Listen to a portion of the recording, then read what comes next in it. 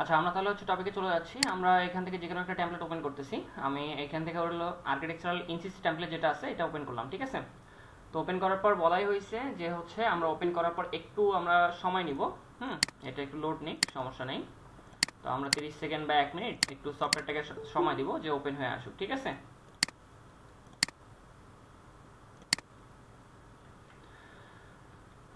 তো এখানে দেখেন আমাদের সবগুলো যখন ওপেন হয়ে আসলো, ওপেন হয়ে আসার পর এখন আমরা প্রথমত যে কাজটা করব, আমরা তো লাস্ট ক্লাসে এগুলো সবকিছু দেখছি, টুলস যেগুলো আছে।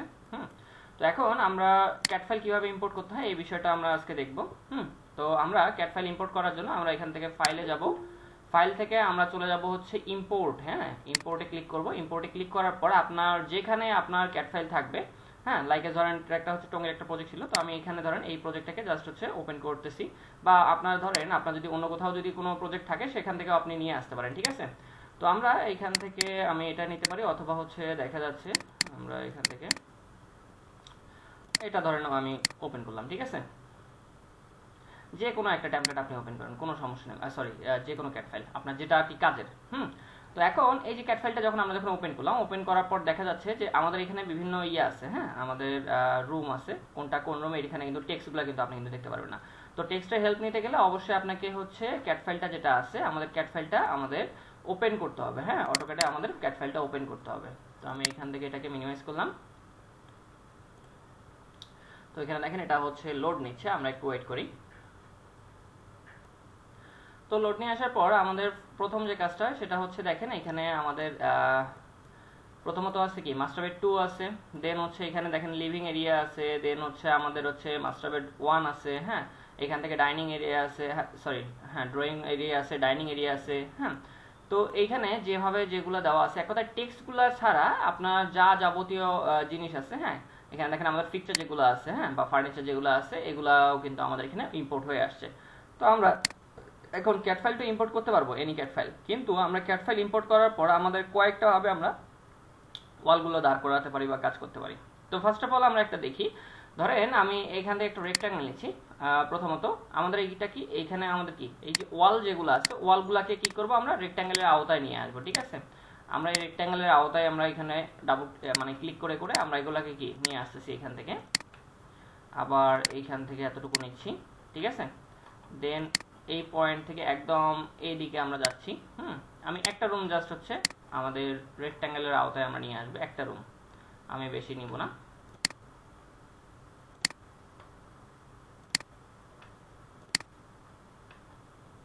আচ্ছা, এটা দেখেন একটু গ্যাপ হয়ে গেছে, আমরা এটাকে ইকুয়াল করে দিচ্ছি। তো এরপর আমাদের বাকি আছে, এইখানে অংশটা বাকি আছে। তো আমরা এখানে ক্লিক করব, ক্লিক করার পর দেন এখানে।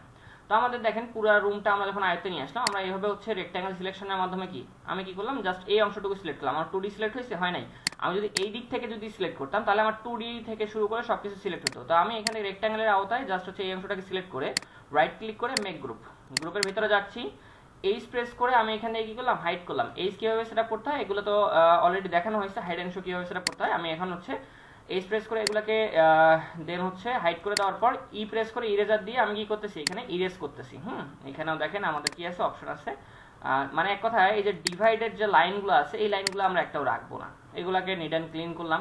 এখন আমরা একটা বিষয় জানি, সেটা হচ্ছে আমাদের ফ্লোর টু ফ্লোর হাইট হয় কি 10 ফিট।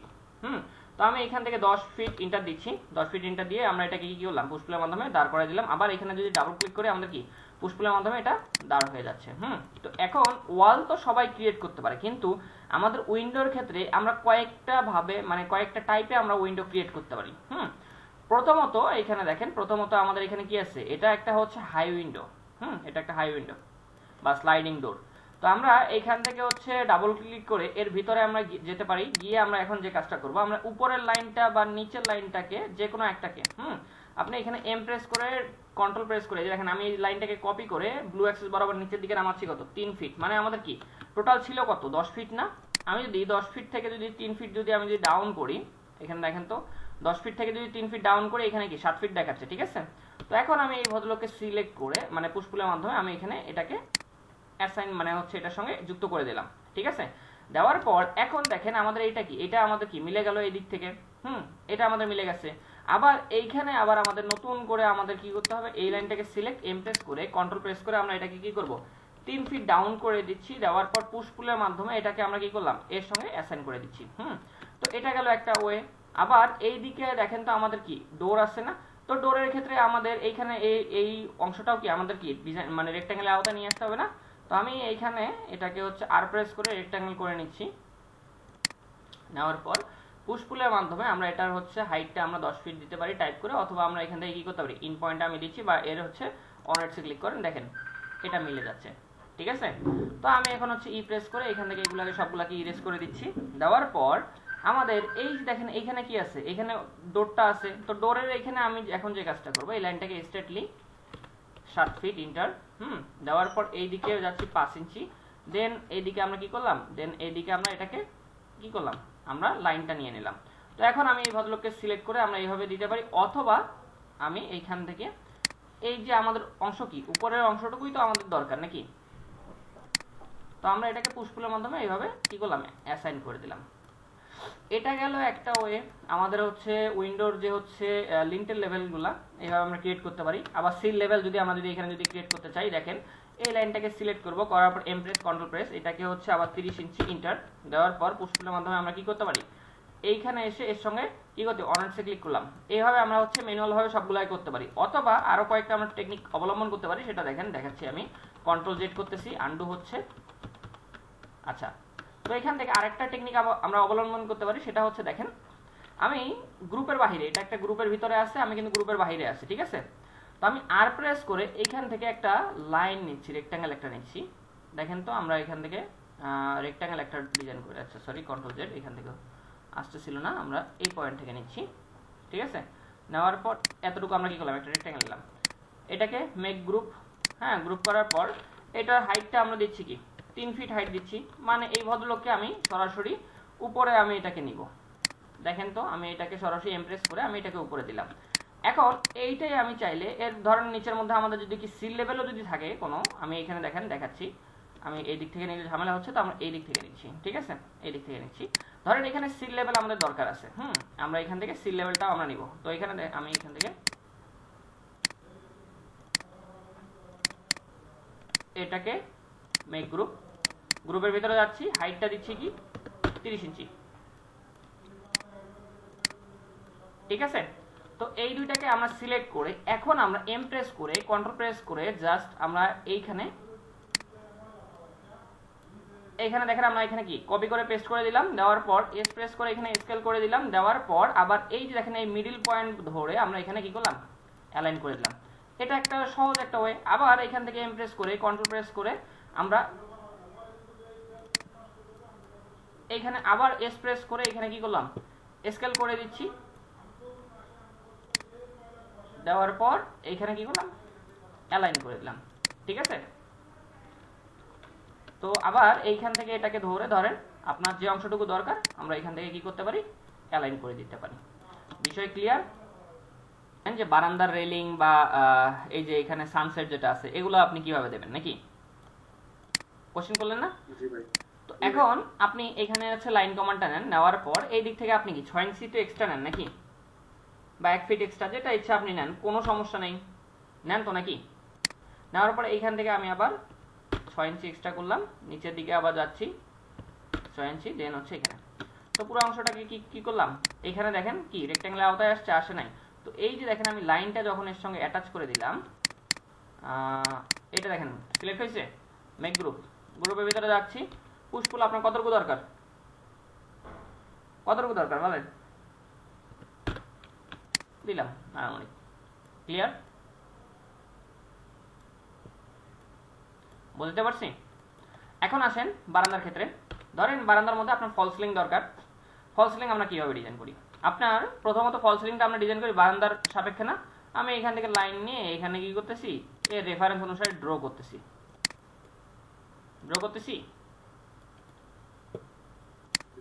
নিচে এই যে সবকিছু কি ড্র করলাম না, সাথে সাথে কি আমাদের ফেসটা চলে আসছে না। তো ভদ্রলোককে সিলেক্ট মেক গ্রুপ, গ্রুপের ভিতরে যাচ্ছি, ফল সিলিং ধরেন আপনি আনুমানিক 5 ইঞ্চি দেন, যেটা দরকার। এখন এই যে নিচের অংশটা এমপ্রেস করে আপনি এটাকে হচ্ছে 7 ফিট উপরে দেন, আমাদের তো 7 ফিট উপরেই থাকে নাকি, দেখেন তো চলে গেছে না। এখন এখানে একটা প্লাগইনস আছে, ধরেন আমি এখান থেকে হচ্ছে প্রোফাইল বিল্ডারটা আমার কোথায়, এই যে আছে, হ্যাঁ, আনুমানিক আমি দেখাচ্ছি আপনাদের। তো এখানে আপনি ধরেন আমাদের এখানে ফেমাস একটা ইয়ে হচ্ছে গ্লাস রেলিংটা, এটা তো সবাই ইউজ করে নাকি। তো আমি এখান থেকে হচ্ছে অ্যাসেম্বলে ক্লিক করলাম, করার পর এই যে মিডল যেটা আছে, মিডল টু মিডল আমি এখান থেকে দিচ্ছি, জাস্ট ক্লিক করতেছি আমি, স্কিপ। আমার দেখেন তো এটা রেডি হয়েছে। এখন ধরেন এই অংশটাই কি আমাদের তো মেইন স্ল্যাবটাও তো এইরকমই হয় নাকি। তো এম প্রেস করে কন্ট্রোল প্রেস করে আপনি এটাকে উপরে যান। তো এখন আমাদের কি মেইন স্ল্যাবের মতন ইয়ে আসছে না, ভিডিও আসছে। এখন আপনি যদি চান যে ডিজাইন করতে এই অংশটা নিচে ডাউন করে দিতে না কি করতে চাচ্ছেন সেটা ওগুলো পরের হিসাব। এতটুকু ক্লিয়ার? ওটা আবার বলতেছি, আমরা এই প্রবলেমটার জন্য আমরা কি করি, 2D গ্রুপের ভিতরে আমরা কখনো কাজ করব না। এই দেখেন তো আমি 2D গ্রুপটার কি 2D তে ডাবল ক্লিক করে আমি ভিতরে আসছি না, বাইরে কি ডটেড লাইন দেখাচ্ছে না, তার মানে গ্রুপ বা কম্পোনেন্টের ভিতরে আছি আমরা। তো আমি যদি এখানে যদি একটা যদি রেক্ট্যাঙ্গেল নেই আর প্রেস করে এতটুকু রেক্ট্যাঙ্গেল নিলাম, দেখেন আমার কি সবগুলো অংশতে কি রেক্ট্যাঙ্গেল চলে আসতেছে, এই একটা বহুত ঝামেলা। তো আমরা এটাকে কন্ট্রোল জেড করলাম, গ্রুপের বাইরে আসলাম, দেখেন তো গ্রুপের বাইরের নাম এই 2D গ্রুপের। তো 2D গ্রুপের বাইরে আপনারা কাজ করবেন। এখন আমি যদি আর প্রেস করে রেক্ট্যাঙ্গেল নেই, আপনি যতটুকু নেবেন ততটুকু আপনার আসবে। বিষয় ক্লিয়ার? গুড কোশ্চেন একটা।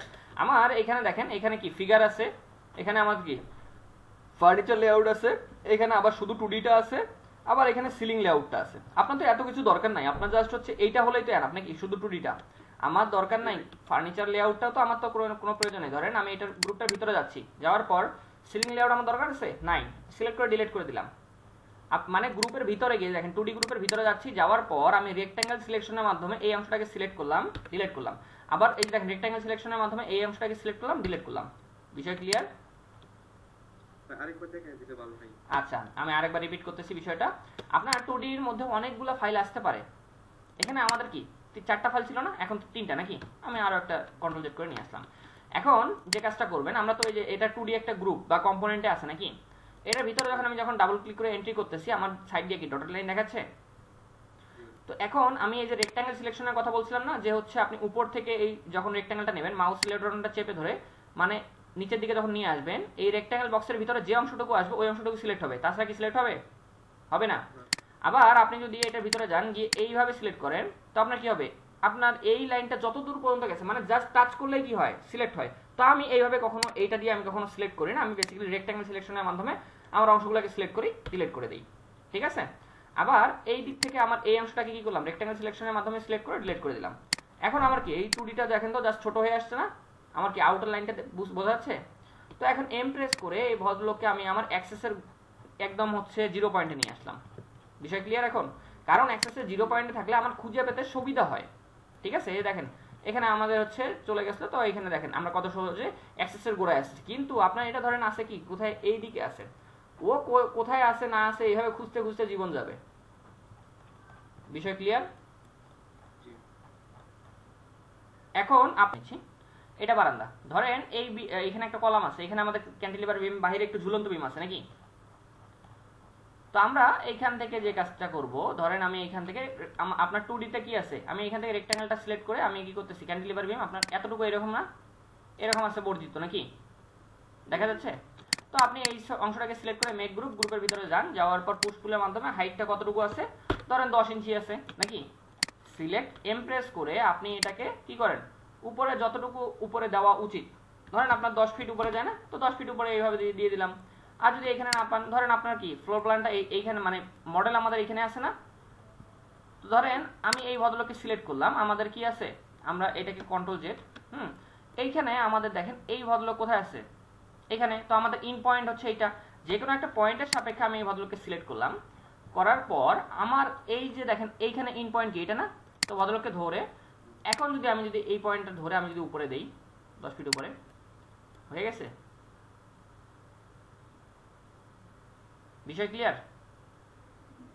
এর ভিতরে যে মানে লাইন গেছে ওইটা কি কাটবে কিভাবে, ওইটাও কাটবেন। আচ্ছা দেখাচ্ছি, এটাকে সিলেক্ট, এই লাইনটাকে সিলেক্ট, এখান থেকে আপনি এইভাবে দুটাকে সিলেক্ট করে এক্সপ্লোড করে দিতে পারেন। আপনি এখান থেকে এই যে এক্সপ্লোড করে দিতেন, ভেঙে গেছে না, আবার এইভাবে সিলেক্ট করে মেক গ্রুপ, গ্রুপের ভিতরে যান। ঠিক আছে? আচ্ছা, আমরা এইখান থেকে হচ্ছে এইভাবে সিলেক্ট করলাম। সিলেক্ট করার পর এখান থেকে মেক গ্রুপ, গ্রুপের ভিতরে যাচ্ছি। এই প্রেস করে দেখেন অংশগুলো কি দেখা যাচ্ছে? দেখা যাচ্ছে না। তো আমি এইখান থেকে এখন যে কাজটা করব, এইখানে এই যে দেখেন এটা আবার ভিতরে আরো একটা গ্রুপ হচ্ছে, এক্সপ্লোর ভেঙে দিলাম নাকি? ই প্রেস করে ইরেজ করে দেন।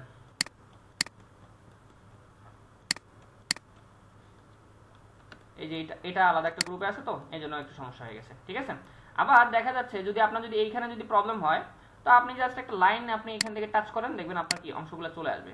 আবার এইদিকে একটা লাইন আমি ধরে নিচ্ছি,